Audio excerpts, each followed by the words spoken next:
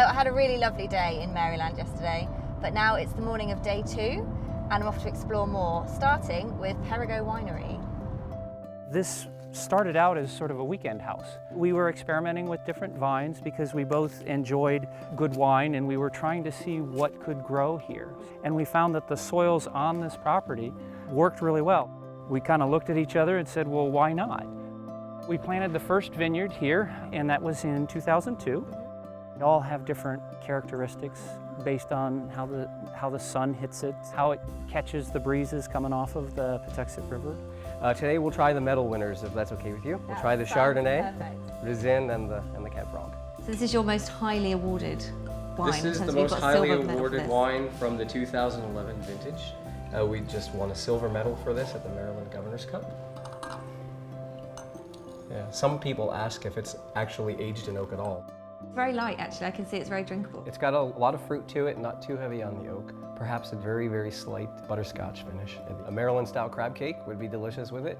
I could have had this with my crab cakes last night. That would have been perfect.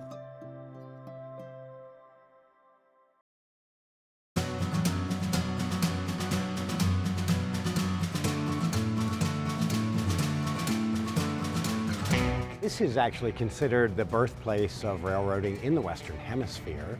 The merchants of Baltimore in 1827 decided they needed to find a new technology.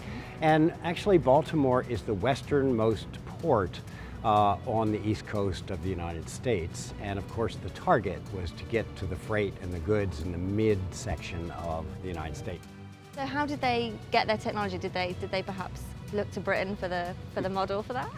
Indeed they did, actually. The Brits invented the concept of rudimentary railroading about 5 years prior to America utilizing the concept. So actually the merchants of Baltimore sent some spies over to England to look at what was being done there, and they brought some of that technology back. By the end of the American Civil War in the 1860s and up to the turn of the 20th century, the luxury was over the top. I mean, velvet seats and mahogany interiors and gas lamps and things like that to give the passenger just a fabulous experience while they were riding on the rails. So this would have been very early sort of luxury travel, essentially. Indeed.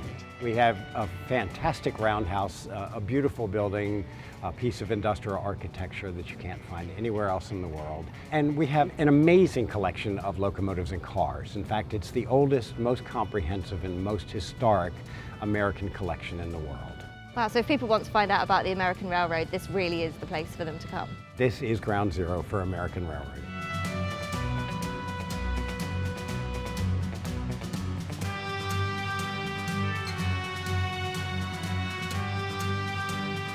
I don't think I would have wanted to wear this every day.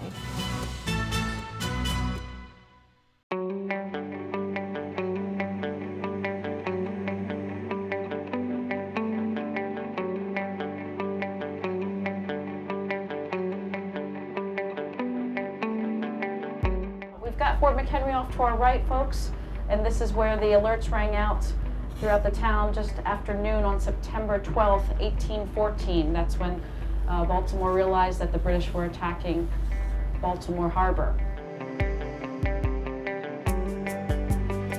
So I think I could have got here to Baltimore from DC a lot more quickly than what I have done. But to be honest, coming along the byway has been such a fantastic experience. I wouldn't have wanted to do it any quicker. There's such a diversity of different things to see and do. There's a bit of history, a bit of culture, 2 fantastic cities, but also really, really lovely scenery. And the food has been amazing, particularly those crab cakes. And then the winery. The winery was a real surprise, and I particularly enjoyed that. Now I'm here at the Inner Harbour, and I'm off to enjoy it as the sun sets.